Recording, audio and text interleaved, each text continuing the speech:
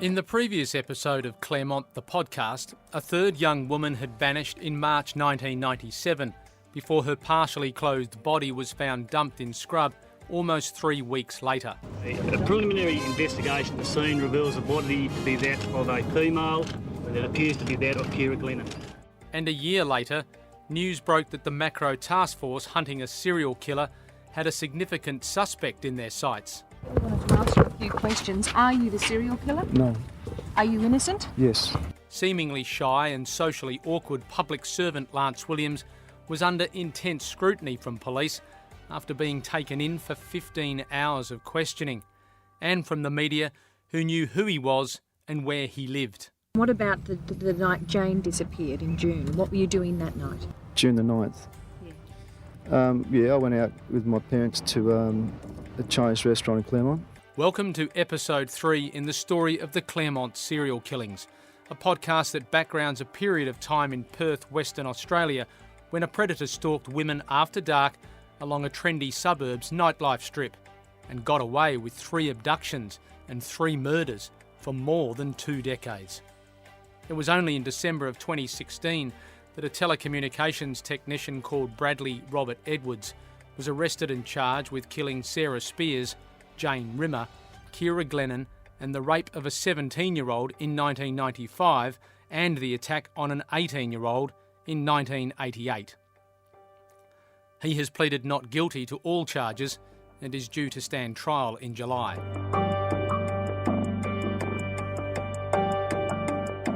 The discovery of Kira Glennon's body 50 kilometres north of Perth, in an area which is now dotted with market gardens, didn't lead to a breakthrough as detectives might have hoped. They had what was likely to be the killer's DNA, but no one to match it to. For reasons that remain unexplained to this day, the task force continued to focus on Lance Williams. His mother Norma was deeply concerned about the pressure on her son, but also displayed an acceptance of police going about their business when journalists knocked on her door in 1998. He says, I've had nothing to do with any of those murders. And we've told him and spoken to him and said, Lance, if you've had anything to do with it, tell us or confess. And the police said to him, all you can do now is confess to it. And he says, how can I confess to something if I haven't done anything? Have the police been here and searched his car in your house? They've taken his car on the very first night he was picked up in April. They've searched all of that, and they searched all his unit and took all his clothes away and searched and, did tests on them. They came here, they searched all of our house, searched all the grounds. They even dug up the back patio because the seismograph was, making little beep beeps. And I said, you're wasting your time. And they said, no, we've got to do it. So they ripped it all up and they found nothing, just a few old nails and bits of tin from where we'd had extensions done to the back of the house 26 years ago. They got nothing on him. That's what they said. They got nothing on him. They can't charge him because there's no evidence. Why have they targeted him, I suppose you can see? Well, as I said, because he was caught just wandering around, driving around the streets of Claremont, because he used to see these women staggering around the place and he thought, what had happened there. He was concerned for them and he used to, sort of follow them to see where they were going, I suppose, and that's just what he told us. And I said to him, well, you should have just kept out of it and not, bothered about it. Just come home and... What did they say? What were some of the things they said to him? Oh, look, But how they treated him, you said they treated him... Well, when he was being interviewed there for 12 hours, that early hours of the Sunday morning, they said, oh, you're the one, you did it, and we'll be looking over your shoulder, we'll get you, and no social club will accept you, as if they just want to ruin him, ruin his whole life. And he's always been a very reserved, person, done nothing wrong. When the 1998 publicity about a suspect in the Claremont serial killings case began to unfold, Dennis Glennon, the father of Kira, was concerned and made that clear to the media. Up to now, the media, all facets of it, have been, I think, very respectful to us, the family. They have been very responsible, very helpful in working with the Macro Task Force, and I think have achieved that fine balance of, you know, publishing what is in the public interest and what they cannot be published. And I said, my God, this morning, you know, this has crossed the line. So I had two reactions to it this morning, because I am aware that the Macro Task Force have a number of people that are of interest to them. They're conducting a number of searches, they're conducting interviews continuously, and if they are in fact, you know, have those people under surveillance, what's going to happen now? That was my reaction. And understandably, he backed the task force looking for his daughter's killer. You know, the dedication that is there is 100%. The pressure that is on the Macro Task Force internally, and I think from the community of Perth, right, both public and business, is enormous. And they, more than, you know, anybody else, or as much as anybody else in the community, wants this thing solved. And there is no diminution of effort. There is no cutting back in resources. I mean, I've had that from David Caper, and I've had it from the Commissioner himself. That might have been the case, but even by January 26 of 2002, the 6th anniversary of the disappearance of the first victim, Sarah Spears, Lance Williams was still considered a suspect in the Claremont serial killings. And 7 News reporter Alison Fan, who had worked on countless major crime and mystery stories over her long career, decided to cold call the public servant at his seaside apartment in Cottesloe, a stone's throw from Claremont. She wanted to know how the then 44-year-old could have absorbed all the police and public pressure, finger-pointing and innuendo.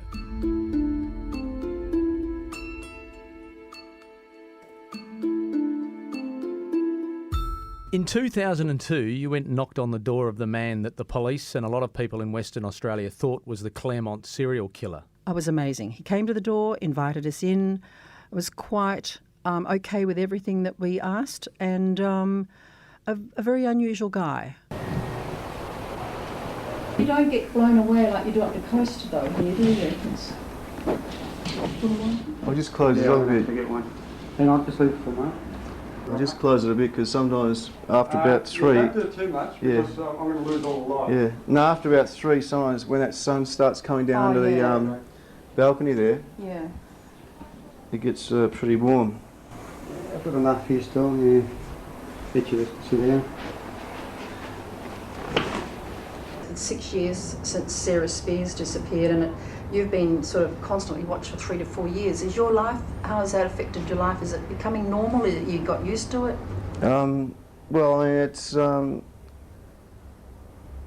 it was sort of not easy at first, you know, because I had people follow me to work and home again, and then on weekends when I was staying at my parents', they were, you know, always there on the weekend, and I didn't really appreciate that, because it sort of virtually kept me indoors most of the time, because I just didn't like the idea of having to go out and having people following me, you know.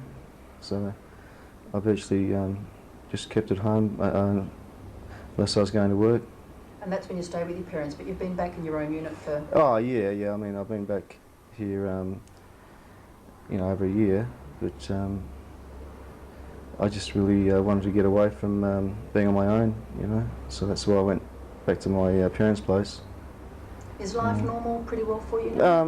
Well, I wouldn't say it's normal, because I mean this is still a subject which I think about a lot, you know, and it's not easy to escape from. So I mean it's always with me, you know, but I can't really you know, just forget about it, you know. So I just sort of carry on the best I can. What are your thoughts about it? Well, I'm pleased that I'm sort of virtually, you know, left alone most of the time, as far as I know. I mean, I don't know what anyone's doing if I'm out on the road, you know. I mean, I just myself think it'd be pointless anyone sort of find me without me knowing it, just going to work and that. I mean, because they know my routine. I mean, it'd be pointless them wasting your time, you know, like they used to when I was going to work following me and that. But I virtually just don't go out on weekends now, you know, at night, because I just don't want to be bothered with anyone following me, you know. You don't care? Well, I just don't want to be upset, because a couple of times I was quite certain someone was following me. That hasn't happened probably now for, I think the last time I was aware of it was early last year. Since about May last year, I just virtually haven't bothered going out on a Friday or Saturday night because I just don't want to be bothered getting upset over it. If I notice someone following me, it just brings the whole thing back, to what it used to be like, with when I was followed all the time. It just brings back that uneasy feeling, When you say you go out, what did you use? What's going out mean? Did you go out? Oh no. Well, I used to go out socially until April '98. When the police started following me and that. And I joined a social club because I was sort of a bit reluctant to get involved in something like that. But I think my mother especially was fairly keen for me to get involved with people. And so I started going to a social club, and I was doing that quite often for about 6 months. And then when I started getting involved with that police surveillance, it just stopped because I didn't want to, be taking them to places where I'd be going. I'd feel too uncomfortable. You lead a fairly lonely life then? With a reputation that's happened, you find people reluctant to go out with you, or? Well, it's more that I probably have made myself like that, But I've been like that for a long time. Virtually my life's just been mainly work and family, and I see my parents every weekend virtually. Myself and my younger brother go there every Sunday virtually, and like today, because it was a holiday, I said, well, let's go out for a while, and went to town and had lunch. And but apart from that, work and family, and it's virtually I don't really have any other social life. I recall the time myself watching the interview and listening to it. He doesn't get angry. Now, most people would get angry about the fact that they're being accused of taking 3 young women and murdering them, but this guy had this calmness about him. Totally, almost robotic. His whole responses to everything was almost robotic, that he just answered what he thought. And when I asked him, why didn't you get a lawyer? He said, well, I did ring one once, but he said his only answer was, the police are doing their job. Well, I didn't really want to stir up any problems, with things like trying to take some court action. I just didn't want to have any more pressure put on me, because I thought if I try and stir up that sort of trouble, there's probably not a very good chance that someone would probably get granted a restraining order against the police. As someone said, it might be against an individual, you might get some approval, but the police force as a whole, you can't really stop the police force and get investigating things. But I've just thought, well, what can I really do? I've just been probably the unfortunate person. There have been others. The #1 Claremont serial killer suspect. Well, yeah, but see, it's almost as though I'm not really. I don't know. It's difficult to sort of describe it. Like from the outside looking in. Yeah, like even my mother, just because our family has sort of just never really been in any trouble like that. You know what I mean? And for it to happen to me, it's almost as though it's not really us. It's someone else. Or, it's not happening. Oh, yeah. Okay. Bad dream, huh? Well, yeah. Well. Pretty long one. Yeah, but that's. I'm trying to. I don't know. Keep probably any further pressure on me by probably not getting out there, and if the police are doing surveillance still, I just don't want to get reminded all the time of the whole thing. That it's still happening to me, because every time I'd see someone, the same car behind me, you just brought back all the bad feelings I had. Then Alison tried to hone in on one of the key reasons that detectives working on the Macro Task Force took such an interest in Lance Williams after keeping him under surveillance as he drove around Claremont after dark. His explanation would have left anybody feeling a little uneasy. Because the police it's quite open that they said that you were stopped after driving like 20, 30, 40, 50 times. Is that accurate? Oh, well, I think they used the term 30 times, but you see, that probably came about because I was actually driving past a person and then driving, into the distance and going back, because at the time I was just, I've said all this before. I'd seen people walking around on their own in Claremont, and that sort of was upsetting me a bit. I suppose I just overreacted to it, and it's not the sort of thing I would normally do. I mean, as I said to the police, if it was like, say, Subiaco, which I used to pass through sometimes on my way home or to the casino or something, just seeing people, say, walking around near the hotel area, that would be, to me, that would be just normal. But what I saw was made me think, well, that behaviour's not correct, for that sort of area, and for what the area had been known for, as far as the killings. And what about now? Do you still drive around Subiaco? No, well, I do. As I said, I drive through Claremont virtually every day because it's on my way home. I do my shopping there, and. And at night time at all? No, not really. I'd be lucky to sort of. If it was dark, I'd very rarely be anywhere near there, because I just don't want all that, problem again, Despite that strange behaviour, which included Lance Williams picking up police bait in the form of an undercover female officer, who he said stopped his car to ask about bus services to nearby Mosman Park, Alison Fan left the Cottesloe apartment on that day in 2002, convinced police had the wrong man. And she explained in no uncertain terms just how sure she was. I came away, and one of the first things I did was ring Dennis Glennon and say, they've got the wrong guy. This guy is definitely odd.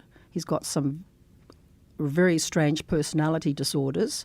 He's also obsessive. He's almost like autistic in the way he was responding to things. I said, but I can't see that this is the guy. That I even went to the extent of speaking to an assistant police commissioner at the time and said, they've got the wrong guy. He agreed.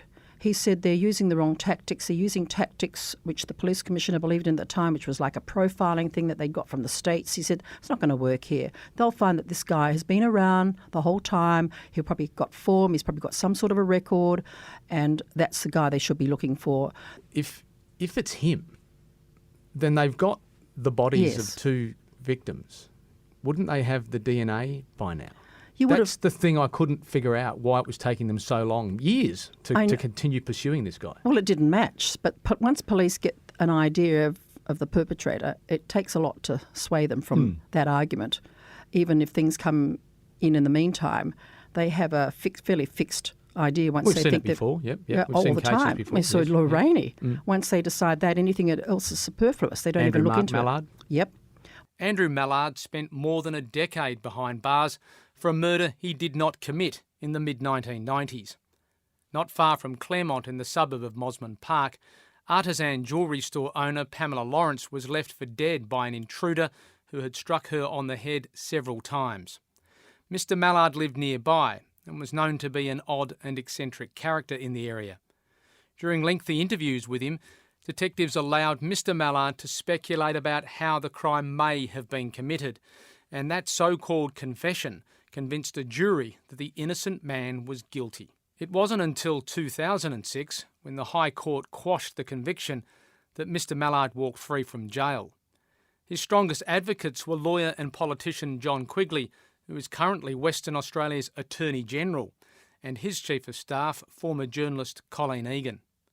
It's worth noting that Mr. Quigley has long called on police to apologise to Lance Williams and his family for wrongly pursuing him as the Claremont serial killer. The other case Alison Fan referred to involved barrister Lloyd Rainey, who police charged over the 2007 murder of his wife, Supreme Court Registrar Corryn Rainey. In 2012, Mr. Rainey was acquitted and won a $2.6 million defamation settlement against the WA police for labelling him during the case the prime and only suspect. 5 years ago, it's hard to imagine, it's half a decade that Corryn tragically died. It's been 5 years since Sarah and Caitlin have been without their mum. 3 commissioners would head up WA Police before the 2016 breakthrough in the Claremont case came. Carlo Callaghan, who handed over the reins to current top cop Chris Dawson in 2017, was the one who announced the arrest and charges against Bradley Robert Edwards. He believes Lance Williams, who died of cancer last year, and his family are owed an apology. Did you have a view before you became Police Commissioner on where the investigation was going? Well, I think like all of these types of investigations, before I got there were several reviews and there was recommendations on the table to do some things differently and to revisit some areas of the investigation. And so part of my job was to pick that up and to try and get a new set of eyes on it, a new team on it, and try to move the investigation along, pick up some of the recommendations that have been made because, quite rightly, the community was saying then after something like 6 or 7 or 8 years, how come you guys can't solve this? Why is it such a mystery? And, one of the things that was tossed around, I think, by the police themselves was, is this person still alive? Is this person still in Western Australia? Because things seemed to stop after 1998. Did you have a view on a person who the police had pursued, Lance Williams? Did you ask for a briefing around this man who had been such a focus of the police investigation yourself? Yeah, of course, I got briefings on that. But the issue really is when you've got an investigative team on such a big case who've got such a long history of working on it, you are sort of forced to accept their recommendations and their views about what the best investigative action was. And, my main concern was to make sure that the team was adequately resourced, had the money to do what they needed to do, had enough staff to do it. And so that was a lot of what I was doing, was working on making sure they had the resources to carry on with the business. In 2004, did you have a sense that there could be a breakthrough, that there was something happening that might, get the result? Well, I think we hoped for that every day, and we thought every year there might be a breakthrough. After a while, of course, because one of the issues with this is because there's such an interest by the public and the media, there are constantly pieces of new information coming in, and so there was always the capacity for a breakthrough on something that the police hadn't seen yet. And there was always questions about how long does this go for, how much resource do we put into it, but there was always then hope that we could find a way through this. It was such a big case and is in the psyche of everybody in Western Australia really, that there was no chance of us ever, reducing resources or reducing allocations of money to the investigation. So did you decide that it needed a new set of eyes? What happened? Was there another review after you came in? Was there a cold case unit set up? There was a cold case unit, but I think the whole issue of the Claremont serial killings was sort of handled separately to that. There was a number of different things going on inside the police at the time, including a revisiting of lots of DNA samples and exhibits which had been taken back in the 90s and early 2000s. That's an enormous process because of the sheer volume of material. And I think one of the things that we discussed was that the answer is probably somewhere in one of those boxes. I know those thousands of boxes of material. So did you have a view, and I've heard it from others, that there was certainly a view in WA Police that the person that they were looking for may already be in the system, if you know what I mean. They may have already had some kind of conviction, may have been involved in some other offence, maybe a minor offence. But did you have that view as well, that they were probably somewhere there, you just had to find them? Well, I think some of the senior investigators had that view, and I think I credit Michelle Fife, who was the Assistant Commissioner of Crime at the time, with actually finding the results for this by going back to material that had been in storage for a long, long time. And it's very difficult to explain to the public what that actually means, but there are thousands and thousands and thousands of exhibits in storage, from those years, and they all have to be gone through for cold case work. And so we knew that we may get a result, but it would take a long time to do it. And you have to do these things methodically, and you have to do them properly, because one day, and it's turned out that way, this material will need to be used as evidence. Was there political pressure still in 2004-05 when you came into the job? Was there pressure to get this sorted? I've never had a conversation with a minister that was responsible for police when I was Commissioner about the Claremont serial killings in terms of when you're going to resolve this. We've never had such a conversation. So I think I've been lucky in terms of ministers that they have largely kept their fingers out of police operations. Did you have any judgment after you've been in the job for a little while? Did you have any judgment around the whole idea that a particular person, a man by the name of Lance Williams, had been a suspect for so long, had been put under surveillance, had been put under media pressure? Did you have a sense of that? Because I know the family of Lance Williams were getting to that point where they thought the police now needed to apologise to them and their son. What did you think about all that? Well, obviously, over time, as that sort of unravelled a bit and it turned out not to be Lance Williams at all, in my view, the decision was wrong, but it was based on good information at the time, I guess. I think probably Lance Williams' family do deserve an apology for this, because I think, while the police were acting probably in what they thought were the best interests of the investigation, in the end, someone's life was very significantly affected by it. When this, for want of a better term, this kind of tunnel vision about a suspect occurs, is it something that needs to be reviewed for the next time? Because we've had a couple of situations in WA. We had the Andrew Mark Mallard situation, and clearly, he wasn't the right man for the crime. Then we had Lance Williams, who was heading down that path. He was never charged. But is that a fault? Is that a mistake of police? Is there some sort of issue with policing where they say he fits the bill, he's going to be the man that we're going to charge? Well, I think it's human nature, and it's easy for that to occur where you get a fixation on one particular suspect, and a lot of the evidence around that suspect seemed to fit the crime. Since all of those things have occurred, of course, there is a whole series of different levels of reviews that go on, so you get fresh pairs of eyes coming in and cross-questioning. In those days, the investigators who were supposed to be the best investigators in police sort of went around unquestioned a little bit. There was some independent reviews of this particular case, as you know, and there were people who came in from other states and overseas to have a look at that, and they legitimised a lot of what the investigators were doing, but they also raised some issues about other things that could be done. I mean, one of the things that people used to say was, well, this guy's been under surveillance for so often, for so long now, and nothing's happened. So yes. Maybe the police are right to have gone down that path. Was that a thinking within the police service in the mid-2000s? Well, that certainly was one view, as you said, that while Lance Williams was under review and under surveillance, there were no more crimes of that nature. We've got to go forward a bit now. Can you recall a time when someone said, we think we've got something? We think we've got something that's tangible that we actually can pursue? I certainly can recall a conversation like that, yeah. And without giving away perhaps the tone of the conversation, did it fill you with some hope, serious hope? Well, of course, one of the questions that I put to them was, is this just another view, or is this based on, some more evidence, some solid evidence? And so I guess after that conversation, I was a bit more comforted by the way the investigation was going. And was that? Can you recall whether that was around 2014, 15, or was it?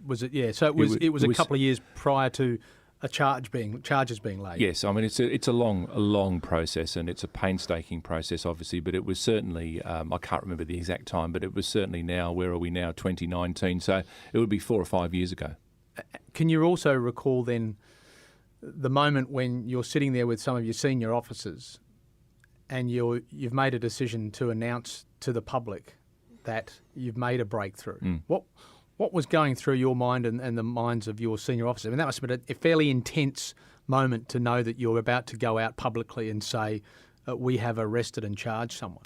Well, it's intense, and bear in mind that the families had to be notified that we were going to make such an announcement, so that had to be done so that everybody who is affected by this directly is in the loop, so to speak.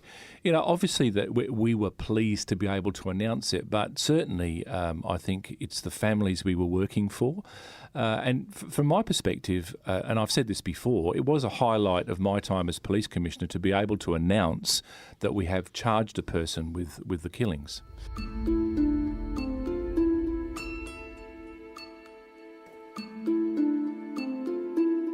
Detectives from the Special Crime Squad have charged a 48-year-old Kewdale man with the murders of Jane Rimmer and Kira Glennon and attacks on 2 other young women, a 17-year-old in Claremont in 1995 and an 18-year-old in Huntingdale in 1988. The man was arrested at his Kewdale home yesterday and charged in the early hours of this morning. It will be alleged the man abducted 23-year-old Miss Rimmer in the early hours of June the 9th, 1996, after she'd had a night out with friends in Claremont. Her body was later discovered in Wellard on August the 3rd, 1996. Police will also alleged he abducted 27-year-old Miss Glennon on Friday, March the 14th, 1997, after she too had been out in Claremont. Miss Glennon's body was discovered in bushland off Pipperdinny Road in Eglinton on April the 3rd, 1997. I should point out that the investigation into the disappearance and suspected murder of Sarah Spears on January the 27th, 1996 is ongoing, as are inquiries into other matters. So there is still much work to be done, but this has already been the biggest and most complex police investigation in WA history. Hundreds of police officers have worked on this case over the past 20 years. Operation Macro has been a massive body of work involving thousands and thousands of investigative actions. The commitment of the WA Police and its officers have never wavered. We never give up.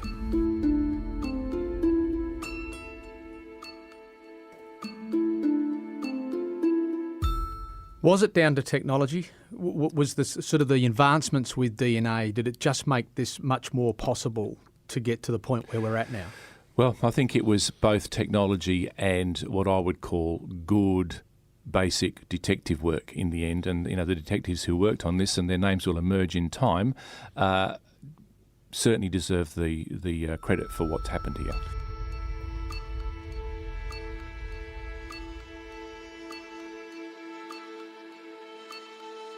In the next episode of Claremont the Podcast, the West Australian newspaper's legal affairs editor, Tim Clark, will take you in detail through the allegations already before the Supreme Court in relation to the man who will face trial in July, charged with being the Claremont serial killer. The size of the case, the breadth of the case, means the actual size of the trial and the breadth of the trial is going to be unprecedented in this state. This podcast was written by me, Gary Adshead, produced by Clarissa Phillips, recorded in the studios of Red Wave Media and made possible by the archived resources of 7 News Perth and the West Australian.